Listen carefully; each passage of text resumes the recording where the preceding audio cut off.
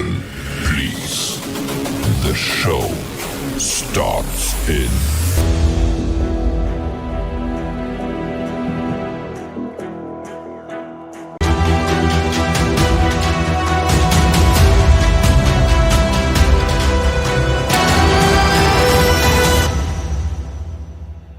Good morning and good morning students. आज मैं यहाँ पे लेकर आया हूँ आपके लिए एकदम नई सीरीज जिसका नाम है मार्क्स गेनर। तो आज हम ये फर्स्ट वीडियो स्टार्ट करने जा रहे हैं मार्क्स गेनर की, ठीक है। तो दोस्तों कमिटमेंट मेरे साथ ये कीजिए कि एंड तक आप वीडियोस देखोगे एंड ये रिविजनरी वीडियोस में आपको बहुत सा बेनिफिट मिलेगा, ठीक है।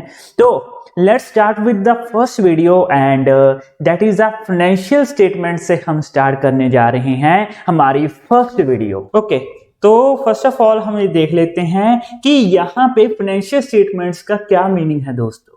तो फाइनेंशियल स्टेटमेंट सेक्शन 129 क्या कहता है कि जो भी हमारी फाइनेंशियल स्टेटमेंट्स हैं वो अकॉर्डिंग टू द शेड्यूल 3 हमें ड्रॉ करनी पड़ती हैं। कौन सा? शेड्यूल 3 के अकॉर्डिंग हम ड्रॉ करते हैं। यहाँ पे लिखा भी हुआ है prescribe that companies balance sheet and profit and loss account statement of a profit and loss are prepared in the form of schedule 3 of the companies act 2013। जो भी फॉर्मेट कंपनीज एक्ट ने शेड्यूल 3 में दिया है उसी के according हम balance sheet and profit and loss account बनाते हैं, ठीक है। तो ये तो हो गया सर सेक्शन 129 एंड आगे है यहाँ पे सेक्शन 2 एंड सब सेक्शन 40। वो भी हमें कुछ कह रहा है। 1 नंबर का क्वेश्चन दोस्तों यहाँ पे आ सकता है इसका कि section according to the section 2 and sub section 40 क्या क्या हमारी फाइनेंशियल स्टेटमेंट्स में आते हैं।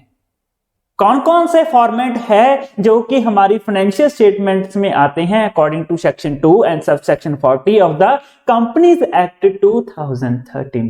तो उसका आंसर है हमारे पास फर्स्ट ऑफ ऑल आएगा balance sheet, second of all आएगा profit and loss account, third of all आएगा notes to accounts, fourth of all आएगा कैश फ्लो स्टेटमेंट।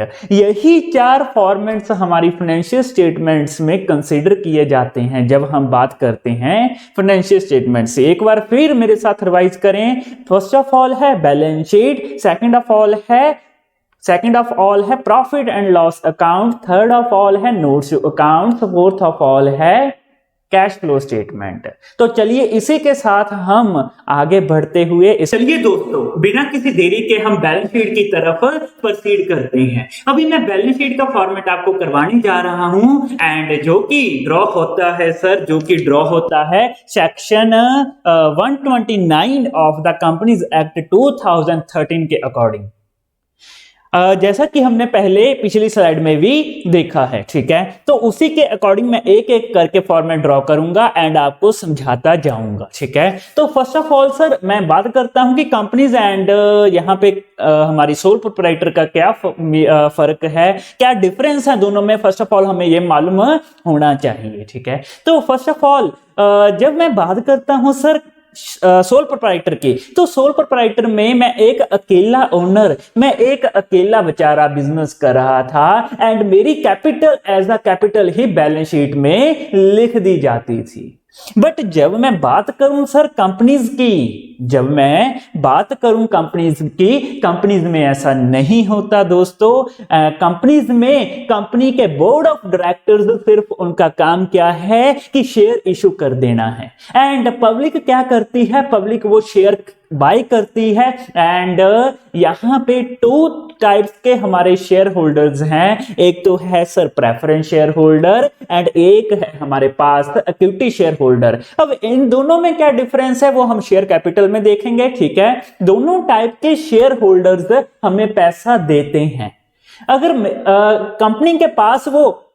कंपनी के पास वो पैसा आया सर जो कि शेयर होल्डर्स ने दिया, वो शेयर होल्डर इक्विटी भी हो सकते हैं, प्रेफरेंस शेयर होल्डर भी हो सकते हैं। तो वो पैसा मैं कहां पे डाल दूंगा? शेयर होल्डर फंड में। तो दोस्तों जब मैं बात करूं फॉर्मेट की, फर्स्ट ऑफ ऑल आता है हमारे पास इक्विटी एंड लायबिलिटीज। अब ये इक्विटी एंड लायबिलिटीज में भी आगे पार्ट है। इक्विटी एंड लायबिलिटीज में फर्स्ट ऑफ ऑल आएगा शेयर होल्डर का पैसा। इक्विटी का मीनिंग क्या है? बेसिकली शेयर होल्डर या प्रेफरेंस शेयर होल्डर का पैसा जो कि इन्वेस्ट किया हुआ है उन्होंने। Basically shareholders are the owner of the company, तो इक्विटी को ओनर का पैसा भी कहा जा सकता है। एंड लायबिलिटीज आउटसाइडर, जो भी आउटसाइडर से मैंने पैसा लिया है, जो भी मैंने डेट लिया है, वो कहां पे आएगा? लायबिलिटीज में। पहले बात करते हैं इक्विटी की। इक्विटी यानी कि शेयर होल्डर फंड। तो यहां पे equity and liabilities main head के अंडर एक सब हेड आ गया शेयर होल्डर फंड। तो शेयर होल्डर फंड से पैसा लिया हुआ, जाहिर सी बात है सर, पहला पार्ट तो यहां पे आएगा शेयर कैपिटल। तो मैंने पैसा अगर इक्विटी शेयर से लिया, मैंने पैसा अगर प्रेफरेंस शेयर कैपिटल से लिया, तो वो कहां पे डाल दिया जाएगा? शेयर कैपिटल में। दोनों तरह के सर पैसे इसमें आएंगे। कौन कौन से? इक्विटी शेयर का पैसा, प्रेफरेंस शेयर का पैसा, दोनों ही इसमें हम डाल देंगे। आगे क्या है सर? रिजर्व एंड सरप्लस भी शेयर होल्डर का है। बेसिकली मैंने पैसा रिसीव किया शेयर होल्डर से, अभी पैसा मेरे पास पड़ा है सर, मैंने पैसा इन्वेस्ट किया, प्रॉफिट कमाया उसमें, अभी प्रॉफिट मैंने बांटा नहीं, मेरे पास पड़ा है as a reserve and surplus. Basically अगर इक्विटी शेयर होल्डर्स ही ओनर होते हैं तो प्रॉफिट भी उनका ही हुआ है ना, तो प्रॉफिट मैं अपने पास रख रहा हूं एंड मेरी भी ये एक तरह की कंपनी की लायबिलिटी हो गई कि प्रॉफिट उनका है, रखा मैंने पास है। तो ये शेयर होल्डर का ही प्रॉफिट है जो कि रिजर्व एंड सरप्लस में आएगा। प्रॉफिट का एक पार्ट जब मैं सेट असाइड कर अलग निकाल कर रख लूंगा, उसे ही रिजर्व एंड सरप्लस कहते हैं। रिजर्व एंड सरप्लस में सभी तरह के, सभी प्रकार के रिजर्व इसमें आ जाएंगे। कौन कौन से रिजर्व हैं सर? यहां पे आएगा कौन सा? General reserve, investment fluctuation reserve, DRR debenture redemption reserve, capital reserve, सभी तरह के रिजर्व इसमें आ जाएंगे। ठीक है, चलिए हम आगे दोस्तों प्रोसीड करते हैं। अब थर्ड पार्ट है हमारे पास money received against share warrants. तो यहां पे शेयर वारंट्स क्या हैं? शेयर वारंट्स क्या होते हैं कि एक कंपनी, एक जो इन्वेस्टर है उसको शेयर वारंट्स दे देती है कि उसके पास राइट है कुछ टाइम बाद वो कंपनी के शेयर परचेज कर सकता है। ओके, तभी ये शेयर होल्डर फंड के बीच में लिखा जाता है, सी पार्ट है उसका, money received against share warrants, कि उसके पास राइट है कुछ टाइम पीरियड बाद वो जो सिक्योरिटीज है, कंपनी के शेयर्स हैं, वो परचेज कर सकता है। तो क्या है यहां पे? बेसिकली एक समराइज कर लेते हैं इसे। फर्स्ट ऑफ ऑल है हमारे पास इक्विटी एंड लायबिलिटीज, उसके बीच फर्स्ट पार्ट है हमारे पास share holder funds, share holder के पैसे, उसमें आएगा शेयर कैपिटल। शेयर कैपिटल में क्या क्या आ सकता है कि first of all equity share capital, preference share capital, and फिर आएगा रिजर्व एंड सरप्लस। इसमें सभी के सभी तरह के रिजर्व यहां पे शो कर दिए जाएंगे। फिर आएगा money received against share warrants. अभी मैं आगे चलता हुआ, आगे है हमारे पास share application money pending allotment, that is also our liability. दोस्तों लायबिलिटी क्या है? पहले मैं क्या करता हूं, जो एप्लीकेशन मनी है वो रिसीव कर लेता हूं शेयर होल्डर से, बट अभी मैंने एडवांस रिसीव तो कर ली एप्लीकेशन, बट अलॉट नहीं किए शेयर्स। तो जब तक वो अलॉट नहीं होते तब तक मेरी ये लायबिलिटी ही रहेगी, तब तक ये मैं सेकंड पार्ट में शो करता रहूंगा। Money received, money share application money pending allotment, share application money received and हमारी अलॉटमेंट जो पेंडिंग है, तब तक ये मेरी लायबिलिटी रहेगी। तो फर्स्ट ऑफ ऑल आएगा शेयर होल्डर फंड, 3 जो उसके अंदर जो 3 सब हेड्स है। सेकंड आ गया हमारे पास share application money pending allotment. चलिए आगे चलते हैं अभी। तो चलिए दोस्तों आगे चलता हूं मैं, एंड आगे है हमारे पास नॉन करंट लायबिलिटी। इसको याद करने का वे, आप इसे याद LOL से भी कर सकते हो। ठीक है, तो फर्स्ट ऑफ ऑल L क्या है हमारे पास? Long term borrowing. अगर मैं कुछ भी लंबे समय के लिए बोरो करता हूं, कोई लोन ले लिया मैंने, ठीक है, तो वो कहां पे आएगी? लॉन्ग टर्म बोरिंग, जो कि लंबे समय के लिए है। अब ये सर ये कौन सी लायबिलिटीज है? आप बेसिकली नॉन करंट लायबिलिटीज करवा रहे हो, कौन सी लायबिलिटीज नॉन करंट है, कौन सी लायबिलिटीज करंट होती हैं, वो भी हम डिस्कस करेंगे। फर्स्ट ऑफ ऑल ये लायबिलिटीज पार्ट हम खत्म कर लें, फिर दोनों का डिफरेंस कर लेंगे।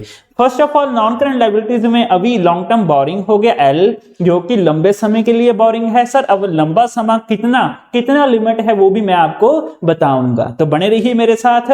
आगे है हमारे पास deferred tax liability. Sir L तो आपने दिखा दिया, एल तो ठीक है, बट डी कहां पे है? अभी डी आपको दोस्तों ऐसे ही याद करना पड़ेगा, LOL लॉल, ठीक है, बट डी उसमें एक पार्ट आपको वैसे ही याद करना पड़ेगा, ठीक है। डेफर्ड टैक्स लायबिलिटी, अब ये डेफर्ड टैक्स लायबिलिटी क्या है कि हमने कुछ गवर्नमेंट को पे करना है tax, that is the pending tax, कि मैंने कुछ फ्यूचर में मेरी कुछ पेमेंट रहती है, मुझे लगता है कि फ्यूचर में गवर्नमेंट को कुछ टैक्स पे करना पड़ेगा, that is a deferred, means future में टैक्स पेमेंट करनी पड़ेगी, that means deferred tax liability, कुछ भी फ्यूचर में पे करना। अभी तक मैंने किया लॉन्ग टर्म बोरिंग, कि अगर मेरे को कुछ मैंने बोरो किया, कुछ लोन लिया, डिवेंचर्स इशू कर दिए, लॉन्ग टर्म बेसिस पर लोन ले लिया, तो उसे कहेंगे long term borrowing. Deferred tax liability मैंने आपको बता दिया। आगे है हमारे पास अदर लॉन्ग टर्म लायबिलिटीज, और कुछ लॉन्ग टर्म लायबिलिटीज सर, और लॉन्ग टर्म लायबिलिटीज क्या क्या हो सकती हैं वो भी हम कंसीडर कर लेते हैं। तो हम दोस्तों कंसीडर कर रहे थे other long term liabilities. Sir other long term liabilities वो लायबिलिटीज हैं जो कि लॉन्ग टर्म बोरिंग में नहीं आ सकती, एंड वो शॉर्ट टर्म भी नहीं है, वो लॉन्ग टर्म बोरिंग में आ नहीं सकती, वो शॉर्ट टर्म है नहीं, तो हम उसे कहां पर डालेंगे? अदर लॉन्ग टर्म लायबिलिटीज में। सर इसके कोई एग्जांपल दो। एग्जांपल है यहां पे ट्रेड पेबल। अभी ट्रेड पेबल क्या है सर? मैंने कहीं से उधार पर गुड्स परचेज की, आप दोस्तों सभी को मालूम है, उसे ही ट्रेड पेबल कहा जाता है। जनरली वो करंट एसेट में कंसीडर किया जाता है। अगर मैं उसे एग्रीमेंट कर आया हूं कि मैं इसे 12 मंथ्स में पे कर दूंगा, मीनिंग शॉर्ट पीरियड में। अभी वो शॉर्ट पीरियड क्या है? बेसिकली 12 मंथ्स या उससे ऊपर मैं आगे आपको बताऊंगा, ठीक है। तो शॉर्ट पीरियड में पे कर दूंगा, तो कहां पे आएंगे वो? करंट लायबिलिटीज में। बट बाई चांस दोस्तों, बाई चांस मैंने उससे एग्रीमेंट कर लिया कि मैं इसे जो शॉर्ट पीरियड है उसमें पेमेंट नहीं करूंगा, मैं तो लॉन्ग पीरियड में पेमेंट करूंगा, तो मैं करंट एसेट में से शो नहीं कर सकता, एंड बोरिंग ये मेरी है नहीं सर, तो मैं कहां पे डालूंगा? Other long term liabilities. Basically ये वो लायबिलिटीज हैं जो कि लॉन्ग टर्म बोरिंग्स में नहीं आती, तो हम उसे अदर लॉन्ग टर्म लायबिलिटीज में डाल देते हैं। आगे चलते हैं, आगे है हमारे पास लॉन्ग टर्म प्रोविजंस। देखो LOL हमारा कंप्लीट होता है यहां पे, L for long term borrowing, D आपको याद करना है, deferred tax liability, O for other long term liability, and L for long term provision. अभी सर ये लॉन्ग टर्म प्रोविजंस क्या हैं? प्रोविजंस जो कि लंबे समय के लिए है, मेरे को लगता है कि फ्यूचर में मेरे को ये लायबिलिटी आ सकती है। लाइक रिटायरमेंट बेनिफिट्स देने हैं मैंने, मेरे को लगता है कि एक एम्प्लॉई 2 ईयर तक रिटायर हो रहा है, तो मैं क्या करता हूं, मैं उसका जो कुछ रिजर्व सेट असाइड कर रख रहा हूं कि मेरे को रिटायरमेंट बेनिफिट्स देने हैं जब वो एम्प्लॉई रिटायर होगा। तो जब वो एम्प्लॉय रिटायर होगा मेरे को पैसा पे करना पड़ेगा, मैं उस पैसे को अलग कर रख रहा हूं, तो वो क्या हो गया सर? Long term provisions. तो यहां पे हमारे लॉन्ग टर्म लायबिलिटीज भी खत्म होती हैं, जो कि है LOL। L के बाद D याद करना है, long term borrowing, deferred tax liability, other long term liability, long term provision. तो इसी के साथ दोस्तों हमारी नॉन करंट लायबिलिटीज भी खत्म होती हैं।